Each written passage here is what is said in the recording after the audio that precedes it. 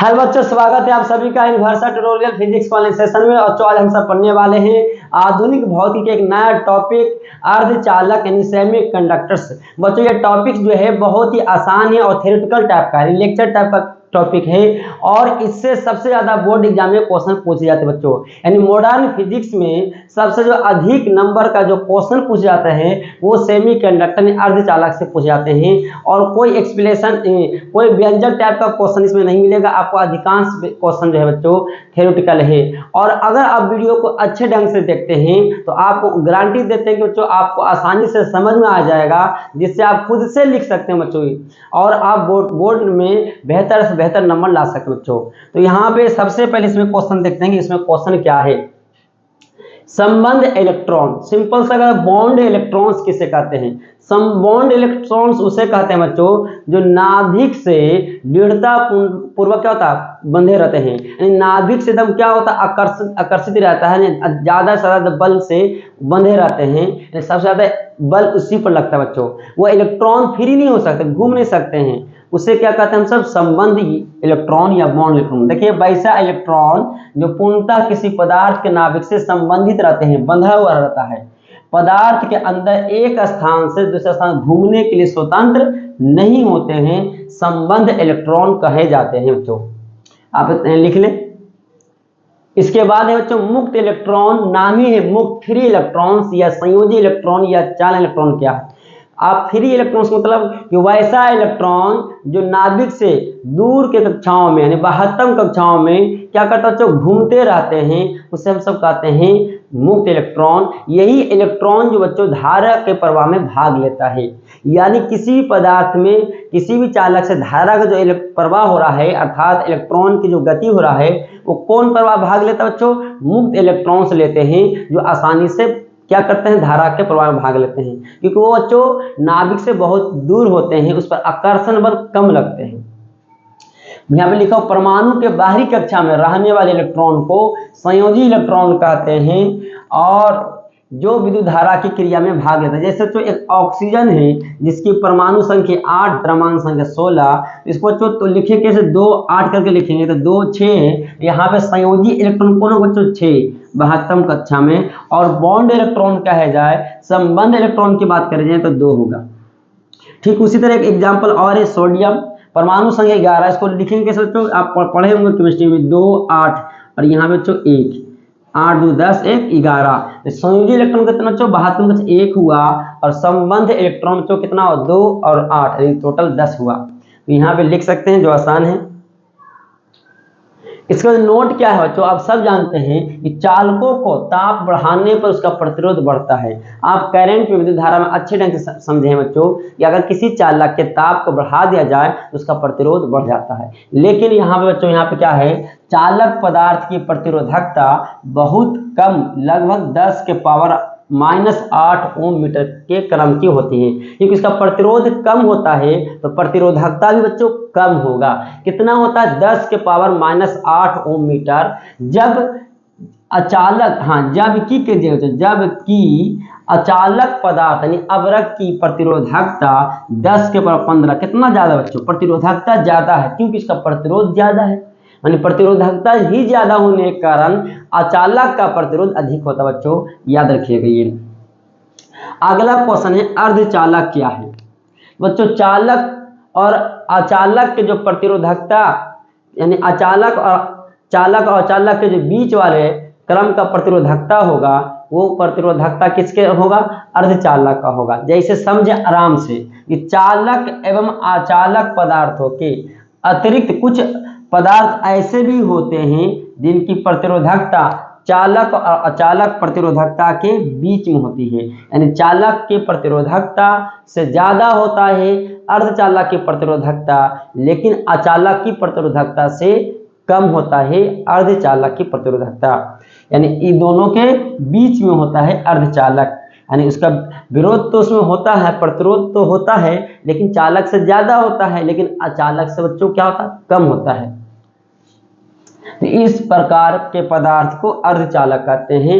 और बच्चों और भी परिभाषा, सिंपल से एक परिभाषा है जो किसके रूप में बताया है? प्रतिरोधकता के बारे के रूप में बताए हैं कि वैसा पदार्थ जिसका चालक और अचालक के प्रतिरोधकता के बीच में प्रतिरोधकता उसका होता है, तो उसे अर्धचालक कहते हैं। लिख लिए होंगे बच्चों यहाँ पे। अगला है संयोजकता पट्टी। पट्टी समझे बच्चों, पट्टी को बोलते हैं अंग्रेजी में बैंड। पट्टी को क्या बोलते हैं बच्चों? बैंड। यहाँ पे ध्यान दीजिएगा, अंग्रेजी में इसको बोलते हैं कंडक्शन बैंड। क्या कह सकते हैं इसको? कंडक्शन। कंडक्शन ये जो वैलेंस बैंड होगा, वैलेंस बैंड इसको कहते हैं। यहाँ देखिएगा क्या कहते हैं उसको? वैलेंस बैंड मतलब संयोजकता पट्टी।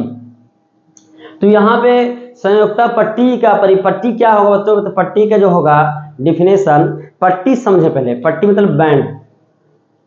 पट्टी जो होता है बच्चों वो क्या होता है ना, जैसे 72 कक्षा में जो मुक्त इलेक्ट्रॉन होते हैं, उस मुक्त इलेक्ट्रॉन में बहुत सारे इलेक्ट्रॉन्स जो ऐसे होते हैं जो क्या होता है वो 3 पट्टी के रूप में होगा। जैसे एक सिंपल सा समझाते हैं, आप जानते हैं कि परमाणु में होता है नाभिक के अंदर, परमाणु में क्या होता है तो नाभिक और उसके चारों सेल होता है कक्षा। सेल के अंदर भी होता है बच्चों सब सेल। आप पढ़े होंगे कि सेल के अंदर भी होता है सब सेल, जैसे SPD, ये क्या है तो KLM, ये सेल होगा तो उसका अंदर जो होता है सब सेल, यानी कक्षा के अंदर भी क्या है उप कक्षा। ठीक उसी तरह बच्चों कक्षा जो होता है, सेल्स जो होते हैं उसके अंदर जो होते हैं पट्टी होता है। और पट्टी 3 प्रकार का होता है बच्चों। एक होता है संयोजकता पट्टी, एक होगा चालन पट्टी और एक होगा बच्चों वर्जित पट्टी। चालन पट्टी में इलेक्ट्रॉन होता है, मुक्त इलेक्ट्रॉन, जो धारा के प्रवाह में आसानी से भाग लेता है। और संयोजकता पट्टी में बच्चों होता है वो इलेक्ट्रॉन्स होते हैं और एक उसमें इलेक्ट्रॉन्स होते हैं, लेकिन उससे क्या होता है इलेक्ट्रॉन निकल कर कहाँ पहुंचेगा? चालन पट्टी में, तभी धारा के प्रवाह में भाग ले पाएगा। तो बीच में जो गैप होता है उसको बोलते हैं वर्जित पट्टी। मतलब अगर जो इलेक्ट्रॉन संयोजकता पट्टी में होगा तो उसको कुछ न कुछ एनर्जी चाहिए चालन पट्टी में जाने के लिए। तब ऐसा नहीं कि कोई भी ऐसा अचालक नहीं है, अचालक के अंदर भी तो बच्चों कोई भी सर अचालक है उसका भी तो 72 कक्षा में इलेक्ट्रॉन होंगे, लेकिन 72 कक्षा इलेक्ट्रॉन को मुक्त इलेक्ट्रॉन तो कह देते हैं, लेकिन वो मुक्त इलेक्ट्रॉन तभी हो सकते हैं जो वह मुक्त इलेक्ट्रॉन कहाँ पहुंचा रहा है? चालन पट्टी में। फिर मेरा बात ध्यान दीजिए बच्चों, कोई भी पदार्थ के लीजिएगा, परमाणु, कोई भी अचालक पदार्थ लीजिएगा तो उसके भी तो 72 कक्षा होगा। तो कहेंगे सर 72 कक्षा वाले इलेक्ट्रॉन को मुक्त इलेक्ट्रॉन कहते हैं, ये तो मुक्त इलेक्ट्रॉन हो गया। लेकिन मुक्त इलेक्ट्रॉन बच्चों यहाँ पे और थोड़ा सा गहराई से समझें कि मुक्त इलेक्ट्रॉन उसे नहीं कहेंगे, उस 72 कक्षा के अंदर जो पट्टी होगा, 3 पट्टी होगा बच्चों, उस 3 पट्टी के अंदर देखना है कि उस किस पट्टी में इलेक्ट्रॉन है। अगर पट्टी में ऊपर वाला चालन पट्टी में इलेक्ट्रॉन होगा तब जाकर वो मुक्त इलेक्ट्रॉन होगा। अगर वो पट्टी में अगर वो इलेक्ट्रॉन संयोजकता पट्टी में होगा तो समझो बच्चों कि वो मुक्त इलेक्ट्रॉन नहीं होगा। तो अब तक हम सब ने सीखा क्या, जानते थे क्या कि सर हाँ 72 कक्षा वाले इलेक्ट्रॉन को मुक्त इलेक्ट्रॉन कहते हैं, लेकिन ऐसा नहीं है। सभी 72 कक्षा वाले इलेक्ट्रॉन को मुक्त इलेक्ट्रॉन नहीं कह सकते हैं। मुक्त इलेक्ट्रॉन से वही आसान हो सकता है जो इलेक्ट्रॉन यानी कक्षा के अंदर 72 कक्षा के अंदर जो 3 पट्टी है उसके किसमें चालन पट्टी में इलेक्ट्रॉन अगर होगा तब जाकर वो मुक्त इलेक्ट्रॉन होगा। अगर वो 72 कक्षा में इलेक्ट्रॉन्स है लेकिन उसके अंदर जो पट्टी है 3 गो, अगर वो किसमें है संयोजकता पट्टी में इलेक्ट्रॉन है तो वो मुक्त इलेक्ट्रॉन्स नहीं होगा। उसे एनर्जी देना पड़ेगा, उसको ऊर्जा देना पड़ेगा कि वो इलेक्ट्रॉन कहाँ निकल कर जाए? चालन पट्टी में जाए। और बीच में बच्चों गैप होता है, जितना ज़्यादा गैप होगा संयोजकता पट्टी और चालन पट्टी के बीच में उतना ज़्यादा एनर्जी देना पड़ेगा इलेक्ट्रॉन को संयोजकता पट्टी से निकालकर चालन पट्टी में भेजने के लिए। आपको कुछ समझ आ रहा है बच्चों? तो पट्टी किसकी बात करें? अंदर की बात हो रहा है, कक्षा के अंदर, सेल्स के अंदर की बात हो रहा है। तो यहाँ पे लिखा हुआ है संयोजकता पट्टी में मुक्त इलेक्ट्रॉन्स होते हैं। या देखिए आगे या आंशिक या पूर्णतः इलेक्ट्रॉन से भरा रहता है या कभी खाली नहीं रहता है। इस पट्टी में बाहरी विद्युत क्षेत्र से ऊर्जा लेने की क्षमता नहीं होता है, यानी कि बिना एनर्जी के आसानी से ये ऊर्जा नहीं ले सकता है बच्चों, इसलिए कहता है ऊर्जा लेने की क्षमता नहीं होता है। लेकिन क्या अगला क्या जो चालन पट्टी, इसको बोलते हैं कंडक्शन बैंड। इस पट्टी में आंशिक या खाली इलेक्ट्रॉन से भरा होता है, यही पट्टी है। इतना पहले इसको लिख लें बच्चों, पट्टी समझा रहा हो क्या करना चाह रहा है। वर्जित पट्टी क्या है? वर्जित क्षेत्र कह सकते हैं, इस क्षेत्र में इलेक्ट्रॉन नहीं होते। देखो बच्चों यहाँ पे क्या है, यहाँ पे बना हुआ पिक्चर, ये ऊपर में ये कक्षा है, सबसे ऊपर मतलब चालन पट्टी होता है, सबसे नीचे संयोजकता पट्टी होता है, अब बीच में वर्जित पट्टी होता है। अधिकांश इलेक्ट्रॉन कहाँ मिलेगा आपको? संयोजकता पट्टी में मिलेगा, लेकिन जो कुछ इलेक्ट्रॉन कहाँ मिलेगा? चालन पट्टी में मिलेगा। जो चालन पट्टी में इलेक्ट्रॉन होगा वही फ्री होगा, वही मुक्त होगा, जो आसानी से धारा का प्रवाह भाग लेगा। लेकिन जो इलेक्ट्रॉन, बात हम कक्षा की बात कर रहे हैं, जो इलेक्ट्रॉन संयोजकता पट्टी में होगा वो आसानी से धारा का प्रवाह भाग नहीं लेगा, बल्कि सबसे पहले संयोजकता पट्टी से इलेक्ट्रॉन निकलकर कहाँ जाना पड़ेगा? चालन पट्टी में। इसके लिए जो एनर्जी देना पड़ेगा, बाह्य स्रोत से एनर्जी देंगे, तब जाकर संयोजकता पट्टी से इलेक्ट्रॉन निकलकर चालन पट्टी में जाएगा, तो धारा का प्रवाह भाग लेगा। ये गैप जितना ज़्यादा होगा उतना ज़्यादा इलेक्ट्रॉन को संयोजकता पट्टी वाले में उपस्थित इलेक्ट्रॉन को ऊर्जा देना पड़ेगा। इलेक्ट्रॉन को इस संयोजकता पट्टी से चालन पट्टी में लिखा हुआ है, पट्टी में इलेक्ट्रॉन से क्या इलेक्ट्रॉन को संयोजकता पट्टी से चालन पट्टी में, ये बच्चों गलती लिखा हुआ है, इसको काट दीजिएगा। चालन पट्टी में पहुंचाने के लिए आवश्यक ऊर्जा की आवश्यकता होता है। यही तो हम समझा रहे बच्चों आपको बार बार। उस ऊर्जा को क्या बोलते हैं? बैंड, यहाँ पे लिखा हुआ बच्चों bond, band gap energy, BAND, band gap energy, वर्जित पट्टी या खाली पट्टी ऊर्जा कहते हैं। इसको ऊर्जा अंतराल भी कहते हैं, यानी इसका एक एनर्जी हो गया EC कह सकते हैं, यहाँ पे EC हो गया तो EB वैलेंस। अब इसका जो एनर्जी होगा इन दोनों का अंतराल होगा बच्चों, तो आराम से इसको उतार सकते हैं, काट दीजिएगा। ऊर्जा अंतराल किसे कहते हैं बच्चों? तो ऊर्जा अंतराल जो होगा किसी धातु या अर्धचालक में संयोजकता पट्टी से तथा चालन पट्टी ऊर्जा के बीच जो ऊर्जा अंतराल होगा, यानी कि अगर मान लेते हैं यहाँ पे एक पट्टी बनाया जाए, तो यहाँ से इसका एनर्जी का एक लेवल हुआ मान लो 2 जूल, तो इसका एनर्जी का लेवल कितना होगा बच्चों? 4 जूल। तो इसका जो गैपिंग एनर्जी है 4 में से 2 घटाएंगे तो जो 2 जूल आएगा, या कह सकते हैं इसका 5 जूल होगा, तो 5 जूल में से 2 जूल जो घटाएंगे वही आएगा बच्चों ऊर्जा अंतराल, यानी 3 जूल। यानी संयोजकता पट्टी और चालन पट्टी के ऊर्जा के बीच अंतराल होता है, जैसे ऊर्जा अंतराल बच्चों गलती लिखा हुआ, अंतराल नहीं है, ऊर्जा अंतराल कहते हैं। धातु या ऊर्जा अंतराल इतना कम होता है कि इलेक्ट्रॉन स्वतः संयोजकता पट्टी से चालन पट्टी में पहुंच जाता है, जिससे उसकी चालकता अधिक हो जाती है। यानी बच्चों चालक में क्या होता है, ये जो गैप है बहुत ही कम होता है, नगण्य होता है। ऐसा मानो कि चालक में ये संयोजकता पट्टी और चालन पट्टी एक दूसरे में क्या होता है तो मिला हुआ रहता है, ओवरलैप कर दिया जाता है, जिससे क्या होता है जितना इलेक्ट्रॉन संयोजकता पट्टी में होता है वो सब का सब चालन पट्टी में घूमने लगता है और आसानी से धारा का प्रवाह भाग लेता है। लेकिन अगर अचालक होता तो इसका जो गैप है जो बीच में बच्चों, उसका गैप बहुत ज़्यादा होता है, जिससे इलेक्ट्रॉन वाहकत्म कक्षा में तो होता है लेकिन वो धारा का प्रवाह भाग नहीं लेता है, क्योंकि वो सारा इलेक्ट्रॉन कहाँ होता है बच्चों? संयोजकता पट्टी में होता है। लेकिन अर्धचालक में क्या होता है, संयोजकता पट्टी और चालन पट्टी के बीच कुछ थोड़ा सा गैप होता है, इसलिए कुछ इलेक्ट्रॉन आसानी से क्या होता है बच्चों संयोजकता पट्टी से निकलकर चालन पट्टी में जा सकता है, बस थोड़ा सा ऊर्जा मिलने पर होगा। और थोड़ा सा ऊर्जा मिल सकता है आगे तापीय ऊर्जा पर, यानी अगर थोड़ा सा भी कमरे के ताप पर यानी कमरे का टेम्परेचर होगा जिसके कारण उसका एनर्जी मिलता है तापीय ऊर्जा, तो कुछ इलेक्ट्रॉन बच्चों अर्धचालक में, चालक में नहीं, चालक तो मिला हुआ रहता है, अचालक में तो गैप ज़्यादा होता है। अर्धचालक में कुछ इलेक्ट्रॉन आसानी से क्या होता है बच्चों कम ऊर्जा पर भी संयोजकता पट्टी से निकलकर चालन पट्टी में चल जाता है। उम्मीद है कि आपको समझ आ रहा होगा बात। ये लिखे होंगे किस गुण से तय होता है कि पदार्थ धातु अचालक या अर्धचालक है? तो बैंडों के संरचना से तय होता है बच्चों, बैंडों के संरचना से तय होता है कि कौन चालक है, कौन अर्धचालक है, कौन अचालक है। तो धातु में चालक और संयोजकता पट्टी का आच्छादन होता है, चालक नहीं बच्चों गलती लिखा हुआ है, चालन पट्टी और संयोजकता पट्टी का आच्छादन तो इतना लिखे पहले।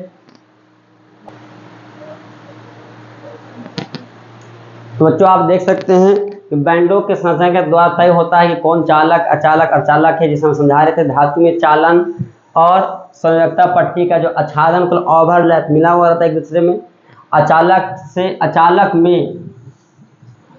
अचालक में इनके बीच बड़ा रिक्त स्थान होता है, गैप ज़्यादा होता है। किसके बीच बच्चों? संयोजकता पट्टी और चालन पट्टी। बढ़िया से समझा चुके बच्चों संयुक्त पट्टी की, वो बातम कक्षा में ही अंदर की बात कर रहे हैं, उसी में बच्चों पट्टी होता है, सेल के अंदर सब सेल यानी कक्षा में ही पट्टी होता है, जबकि अर्धचालक में छोटा गैप होता है। लिख ली। ठोसों के बैंड सिद्धांत को समझे। बैंड मतलब अब इसमें बैंड सिद्धांत को बताना पड़ेगा कि बैंड सिद्धांत क्या है। बैंड तो तीन बच्चों, बैंड मतलब पट्टी, संयोजकता पट्टी, चालन पट्टी और बीच में जो खाली स्थान है वर्जित पट्टी। उसी के सिद्धांत को समझाना है। इसके आधार पर सुचालक मतलब चालक, अचालक और अर्धचालक में ठोसों का वर्गीकरण कैसे होता है समझाइए। या इस तरह से पूछ सकता है ठोसों में ऊर्जा पट्टी क्या है, किस प्रकार पट्टी सिद्धांत के आधार पर अर्धचालक, चालक, अचालक को वर्गीकृत किया जाता है। सिंपल सा भाषा देखें बच्चों क्या लिखा हुआ है कि ऊर्जा बैंड के सिद्धांत के आधार पर पुनः ठोसों को तीन भागों चालक, अर्धचालक एवं अचालक कहो या कुचालक में विभाजित किया गया है। यानी क्या कहा गया बच्चों? ऊर्जा बैंड के सिद्धांत के आधार पर ठोसों का वर्गीकरण किया गया है तीन के रूप में, चालक, अचालक और अर्धचालक के रूप में। विभिन्न ठोसों की बैंड विद्युत चालकता में अंतर, इनके संयोजी बैंड मतलब वैलेंस बैंड आगे बताए थे, संयोजकता पट्टी एवं चालन बैंड मतलब कंडक्शन बैंड बता रहे थे बच्चों, के बीच ऊर्जा अंतराल के आधार पर किया जाता है। किया जाता है यानी सिंपल से हम अभी जस्ट बताए भी थे कि विभिन्न ठोसों की वैद्युत चालकता में उसका अंतर, किसका चालकता ज़्यादा होगा, चालक में धारा का प्रभाव किसमें ज़्यादा होगा, उन निर्भर किस पर करेगा बच्चों का? संयोजकता पट्टी और चालन पट्टी पर निर्भर कर देगा। आगे लिखा है कि संयोजकता पट्टी और चालन पट्टी के बीच ऊर्जा अंतराल के आधार पर होगा, क्योंकि जिसका ऊर्जा अंतराल ज़्यादा होगा वो आसानी से धारा के प्रभाव भाग नहीं लेगा बच्चों, क्योंकि इलेक्ट्रॉन को जाने में बहुत ज़्यादा एनर्जी देना पड़ेगा। जिसमें अंतराल कम होगा आसानी से जा सकता है, अंतराल गैपेड कोई अंतराल नहीं हो, ओवरलैप हो तो और आसानी से धारा प्रवाह होगा। जब संयोजी बैंड से मतलब संयोजकता पट्टी से इलेक्ट्रॉन चालन पट्टी, चालन बैंड मतलब पट्टी में चले जाते हैं तो ठोस में वैद्युत धारा प्रवाहित होती है तथा संयोजी बैंड लिखा बच्चों से चालन बैंड में जाने के लिए इलेक्ट्रॉन को एक न्यूनतम ऊर्जा की आवश्यकता होता है। बार बार इस बात को रिपीट कर रहे हैं बच्चों, जो वर्जित ऊर्जा अंतराल कहलाता है, दोनों के बीच का gap energy, forbidden energy gap के परिमाण के बराबर, जिनसे ईजी द्वारा व्यक्त किया जाता है बच्चों। आप यहाँ पर आसानी से पढ़ेंगे समझ में आ जाएगा, आप लिख ले इतना, कोई हार्ड नहीं। ठोसों का बच्चों वर्गीकरण किया गया है। सबसे पहले चालक कंडक्शन की बात करते हैं। वैसा ठोस जिनमें संयोजी बैंड मतलब संयोजकता पट्टी और चालन बैंड मतलब चालन पट्टी एक दूसरे के बीच क्या होता है बच्चों? ऐसे हुआ कि सटा हुआ, ओवरलैप मिला हुआ है। जैसे दो को कमरा है, अब बीच से दीवार है उसको तोड़ देते तो ओवरलैप कर जाएगा। अति व्याप्त होता है अर्थात वैसा ठोस जिनमें कोई वर्जित ऊर्जा अंतराल, कोई गैप नहीं होता, कोई वर्जित ऊर्जा अंतराल नहीं होता है, चालक कहलाते हैं बच्चों। जैसे देखें यहाँ पे क्या है, संयोजकता पट्टी के पिक्चर टाइप को दिखाया, ये चालन, अब दोनों मिल गया आपस में तो ये आपको कहाँ पे गैप नहीं दिख रहा, तो यहाँ पे ऊर्जा अंतराल कितना बच्चों? 0 है। याद रखिएगा चालक में ये संयोजक अति व्याप्त मतलब ओवरलैप किया हुआ है। चालन बैंड मतलब पट्टी CB से लिए हैं, इसको VB से लिए, जो पहले भी दिखा रहे थे शुरू में।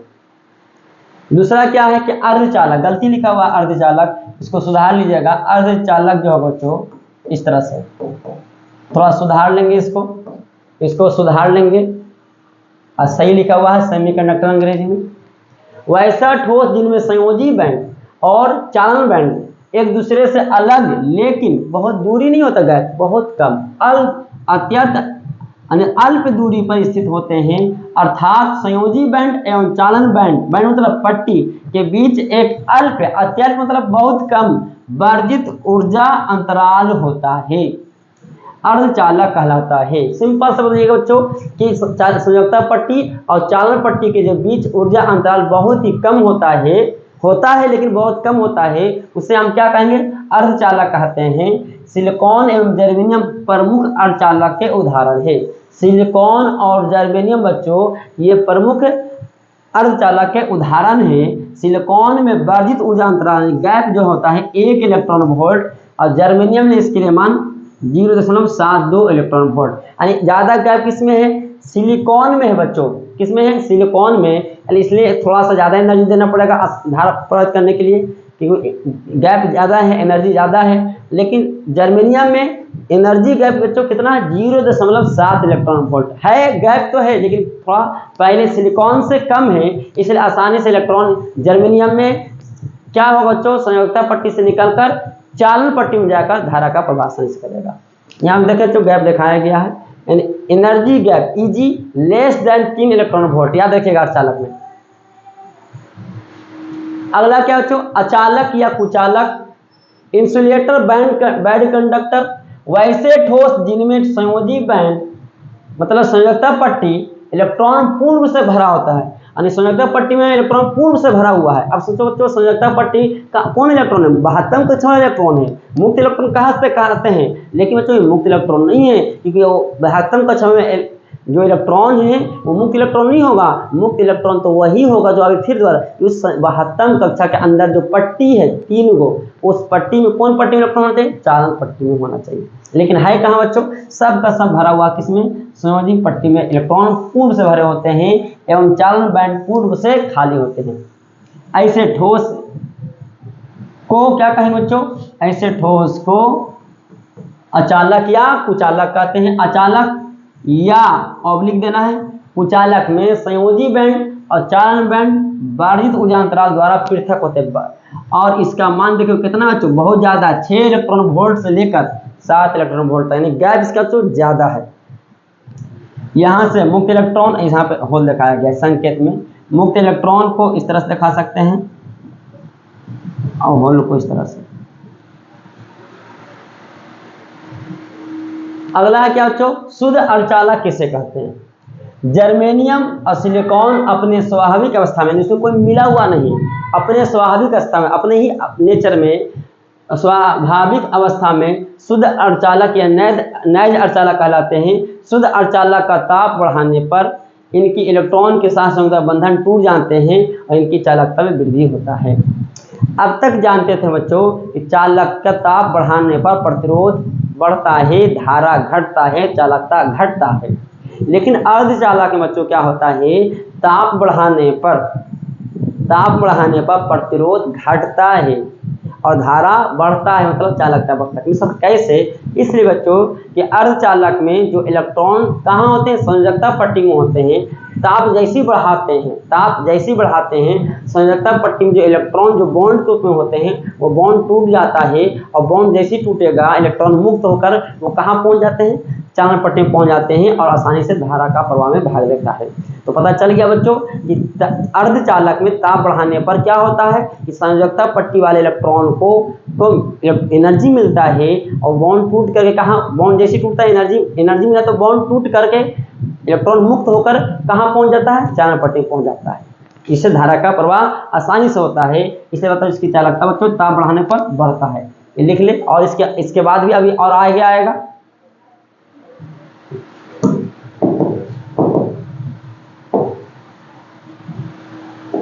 अगला क्या है बच्चों? सबसे एक आखिरी क्वेश्चन, इसको लिख लिए होंगे उम्मीद है। एक आखिरी क्वेश्चन, अशुद्ध अर्धचालक किसे कहते हैं? अशुद्ध है मतलब शुद्ध अर्धचालक में अगर शुद्धि मिला दिया जाए तो अशुद्ध अर्धचालक कहलाते हैं। और आगे बताएंगे कि अशुद्धि को मिलाने की घटना को डोपिंग कहते हैं। तो शुद्ध अर्धचालक में यदि थोड़ा सा अपद्रव अपद्रव मतलब तो क्या होता है? अशुद्धि मिला दिया जाए तो इसकी चालकता बहुत अधिक बढ़ जाती है। इस प्रकार अशुद्ध अर्धचालक को बाह्य अर्धचालक या अपद्रव्य अर्धचालक कहा जाता है। आप एक पॉइंट नहीं समझ आ रहा होगा सर कि क्या है कि सर अशुद्धि मिलाए हैं तो चालकता बहुत अधिक बढ़ जाता है। शुद्ध अर्धचालक में अशुद्धि मिलाने पर उसकी चालकता बहुत ज़्यादा बढ़ जाता है। क्यों होता है मतलब ये लेक्चर 2 में हम समझाएंगे इसको। अभी लेक्चर 1 में आप समझिए इतना कि बढ़ता क्यों बढ़ेगा, इसका कारण आगे हम देंगे। इस प्रकार अशुद्ध अर्धचालक को बाह्य अर्धचालक या अपद्रव्य अर्धचालक कहलाता है। अपद्रव्य मतलब अशुद्धि। अपद्रव्य अर्धचालक 2 प्रकार के होते हैं बच्चों। इसको डिफाइन करेंगे एन टाइप और पी टाइप से, और बढ़िया से इसको समझाएंगे बच्चों कि एन टाइप और पी टाइप अर्धचालक क्या है और क्यों अशुद्धि मिलाने पर अर्धचालक की चालकता बढ़ता है। ये बात करें बच्चों नेक्स्ट लेक्चर में। उम्मीद है कि आप नेक्स्ट लेक्चर भी आप देखेंगे और उसको अच्छे ढंग से बच्चों समझेंगे। तो सबसे पहले बच्चों ये आपको समझा चुके हैं, थोड़ा सा अगर परेशान करेगा बच्चों पट्टी आपको दिमाग की पट्टी में पट्टी को घुसा दिया गया है कि क्या बताएं पट्टी बच्चों। 72 कक्षा में जो अंदर में होता है उसी के अंदर पट्टी होता है। 72 कक्षा के अंदर पट्टी होता है 3 पट्टी, उसमें इलेक्ट्रॉन्स होते हैं। अब सबसे ज़्यादा अधिकांश इलेक्ट्रॉन संयोजक पट्टी में होता है और कुछ इलेक्ट्रॉन चालक पट्टी में होता है, लेकिन जिसका गैप ज़्यादा होगा वो सब का सब कहाँ रहेगा बच्चों, इलेक्ट्रॉन संयोजक पट्टी में होगा। और जब तक इलेक्ट्रॉन संयोजक पट्टी से निकल कर चालन पट्टी में नहीं जाएगा तब तक धारा प्रवाह भाग नहीं लेगा, अर्थात वो मुक्त इलेक्ट्रॉन नहीं होगा। तो उम्मीद है बच्चों ये लेक्चर अर्धचालक का बहुत अच्छे ढंग से आपको समझ में आया होगा, आपको मजा भी आया होगा बच्चों। अगर फिर भी कोई डाउट है बच्चों तो कमेंट में जरूर बताएं, जिससे और इसको अच्छे ढंग से क्लियर कर सके बच्चों। तो फिर मिलते हैं बच्चों नेक्स्ट वीडियो में, तब तक के लिए धन्यवाद।